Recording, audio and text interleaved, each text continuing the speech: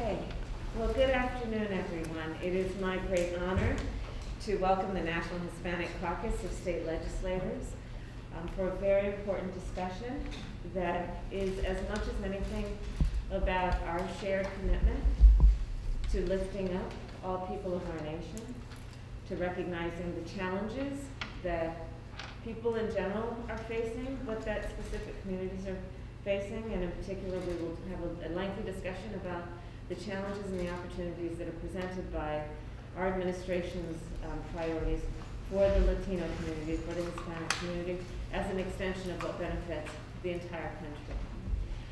I want to thank you all for your work. I and the President both have a background in local and state government.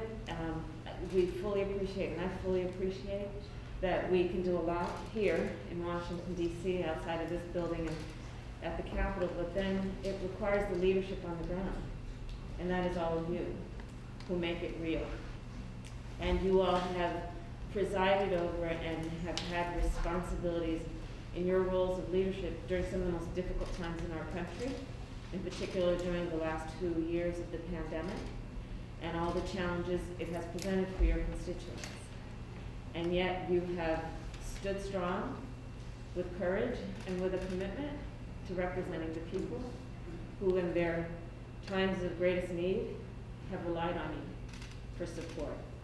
So part of our meeting today is to thank you. I will say, as a point of personal privilege, as a proud daughter of California, there are many of the issues that you all are working on as an organization that are issues I've worked on my entire career. And I look forward to talking about that. And also our shared goals, not only in terms of the work we've done over the course of the last year and more, but going forward. And so that includes our shared goals of strengthening our economy and the creation of jobs. You all know of the work that we did early last year in passing the American Rescue Plan to bring relief to working people and to our small businesses. Part of our agenda has been, in a personal area of focus for me, uplifting our small businesses. And we know when we're looking at Hispanic-owned small businesses around the country, they are part of the economic lifeblood and strength of our nation. When we look at the work that we have done to get $12 billion, we did it when I was in the Senate. Your Senator Cory Gupta was helpful in that.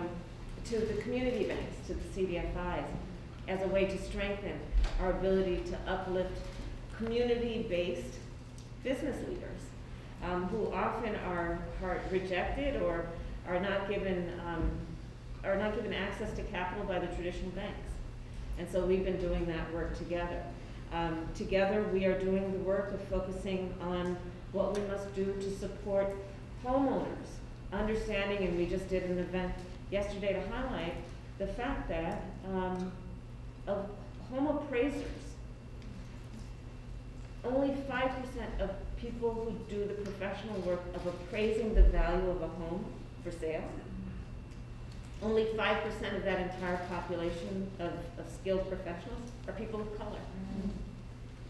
And so what we have found is that, in particular, Black and Latino homeowners are having their homes appraised undervalued because of what we all recognize can be racial bias in the system. So our administration announced what we will do as it relates in particular to the federal connection to this around loans and around contracts, to make sure that we are acknowledging this issue and doing what we must to train and to make sure that there is an appropriate understanding of how this bias, conscious or unconscious, can impact intergenerational wealth among communities. But this is the work that we are doing together.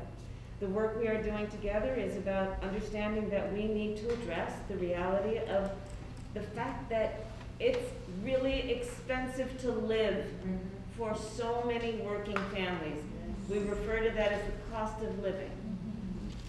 And so what can we do collectively together to bring down the cost of living? Things like affordable child care. Our administration believes working families shouldn't pay more than 7% of their income in child care. Elder care.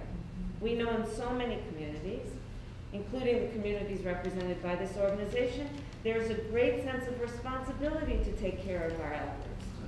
And in many households, we see intergenerational households.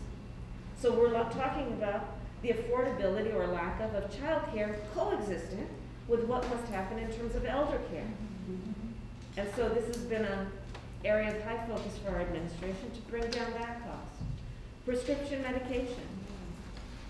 We know in this community that is represented in many ways by this organization, although this organization represents all communities, but what we need to do to address things like the fact that so many of our families who are experiencing an issue like diabetes find it almost unimaginable and unachievable to be able to afford insulin. And what we should do, and it's part of our administration's intention, to bring down the cost of prescription drugs, including insulin, where we say that no family should spend more than, and no individual should spend more than $35 a month on that medication, which will save the life of the person who has diabetes. So this is some of the work that we are doing together, including what we must do to fix our broken immigration system. As everyone here knows, it was, I think, the first act of the President and our administration to put a bill on the floor, well, essentially, to send a bill to Congress, requiring and demanding that we have a pathway for citizenship, with a particular emphasis on what we must do for our dreamers, what we must do in terms of TPS, farm workers, essential workers. And sadly, we've not seen any movement in Congress on that issue, but together we will continue to fight for that, knowing it is the right thing to do, knowing that it will be in the best interest of so many issues that impact families, individuals, and our society, including our economy. So we will continue to talk about that and how we can work together.